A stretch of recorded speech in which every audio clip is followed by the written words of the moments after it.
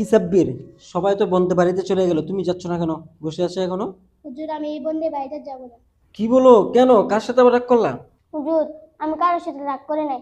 আমি নিয়ত করেছি আমার পুরা কোরআন শরীফ এক খতম হলে তারপর আমি বাইরে যাবো, আর এক পারা আছে। তোমার তো 29 পারা হয়ে গেছে, মাত্র এক পারা বাকি আছে। এটা বন্ধের পরে আসা তুমি সবক দিয়ে এটা শেষ করে ফেলো। আর এখন তো বন্ধে মাদ্রাসা থাকা যাবে না, বুঝছো?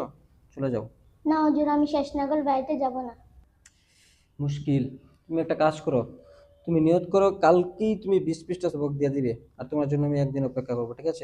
আস্তাগফিরুল্লাহ হুজুর, আমি সর্বোচ্চ 5 পৃষ্ঠা সবক দিতে পারবো, 20 পৃষ্ঠা সবক দিতে পারবো না।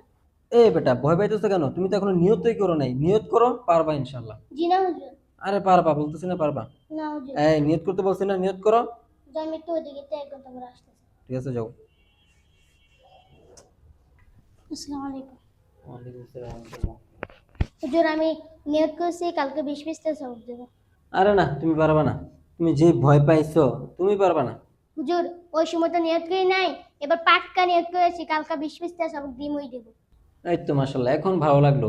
আল্লাহ তাআলা তোমার নিয়তের মধ্যে বরকত দান করুক। আমিন। কি সাব্বির, রাত বাজে 11:30, তুমি এখনো পড়তেছো? মাত্র 13 পৃষ্ঠা মুখস্থ হইল। মাশাআল্লাহ, 13 পৃষ্ঠা মুখস্থ হয়ে গেছে। ভাবতেছি দেখছো? আমি সারা রাত পড়বো। না, সারা রাত পড়তে হবে না। তোমার 13 পৃষ্ঠা মাত্র কয়েক ঘন্টা মুখস্থ হয়ে গেছে মনোযোগ দেওয়া পড়ার কারণে। তুমি যদি আগে থেকে মনোযোগ দিয়ে পড়তে, তাহলে তুমি আরো কত আগে হাফেজ হয়ে যেতে পারতে। আর তোমাদেরকে বলছি, মনোযোগ দিয়ে পড়ো, তাড়াতাড়ি হাফেজ হতে পারবে।